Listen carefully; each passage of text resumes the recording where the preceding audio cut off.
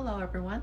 What we're making today is a high protein chicken mac and cheese. Can you guess who this is for? I'm making this for my daughter, but we're going to record it for you all as well. So we're going to need 1 pack of bacon. I will be cooking and using the entire package, so this is a 12-ounce pack. I'm preheating my oven right now to 425 degrees.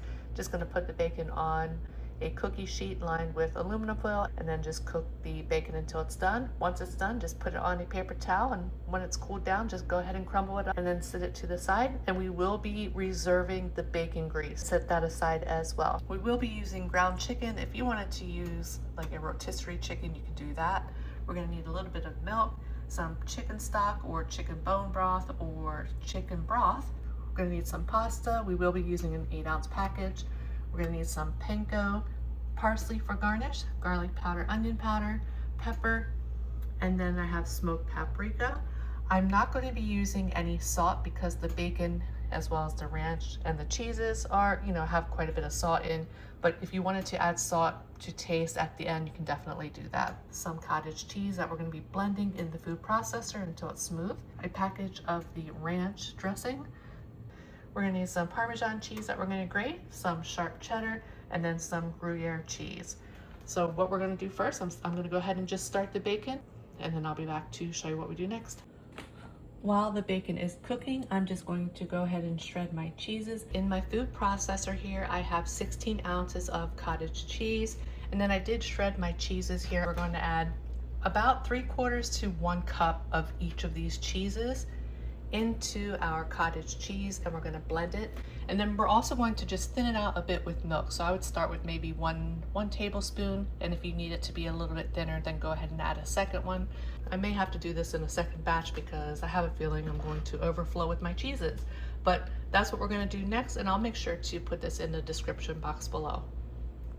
And this is what the cheese sauce is looking like. I did have to do it in 2 batches, and I did end up adding 1 cup of each of those 2 cheeses. And then 4 tablespoons of milk.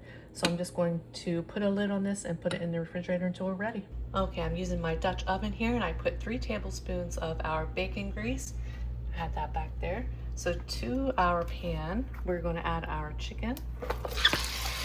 And we're going to cook the chicken until the chicken is done, and then I'll be back to show you what we do next. Okay, so to our chicken, I added some black pepper, about a teaspoon of onion powder, a teaspoon of garlic powder, and about a teaspoon of the smoked paprika. Now we can go ahead and add our packet of the ranch seasoning.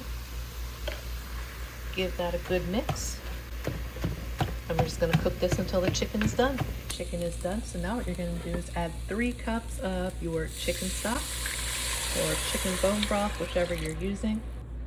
Go ahead and give that a good mix, and if you have any bits on the bottom, go ahead and scrape the bottom of the pan. Once this comes up to a boil, we're going to go ahead and add our pasta, and then we're just going to cook the pasta until it is al dente. We can go ahead and add our pasta.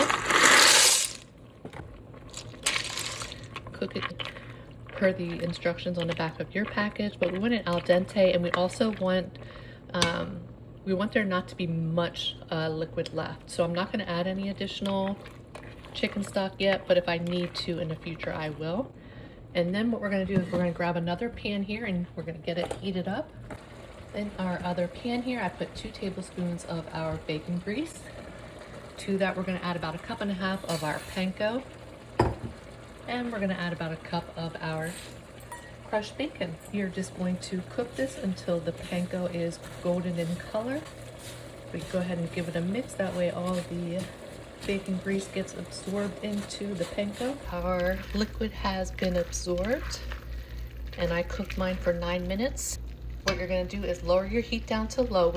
You're going to go ahead and pour your cheese sauce over your noodles and chicken. We're going to incorporate it, and we're going to let it cook for about 5 to 10 minutes.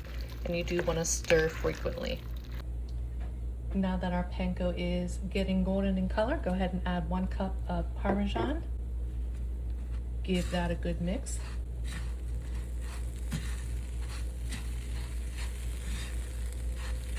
And I'm actually going to go ahead and just turn off the heat because we're going to add this on top of our chicken mac and cheese here shortly. I let it cook for 8 minutes. Now what you're going to do is go ahead and sprinkle your topping over your mac and cheese. This is what it's looking like. I went ahead and just spread the topping evenly over the top. Just sprinkled a little parsley on top as well. We're gonna let this sit for about 15-20 minutes to let it set up a bit. I did turn the heat off. We'll be back shortly to give it a taste. It is done. Looks yummy. Surprised you're even gonna taste it since it has ground chicken in it. I know, yuck. Oh my gosh. Mmm. That is good. Yum. Yeah, that's tasty. You can't even tell. Yeah, I'm glad I didn't add any salt. It doesn't need, I don't think it needs salt. Yeah. But I mean, if you all make it and you think it needs salt, you can add it, but I don't think it needs salt with everything that I added in here. Both of those cheeses are salty too. Mm-hmm. Yeah. That's really good. Thank you so much. It's good. Mm-hmm.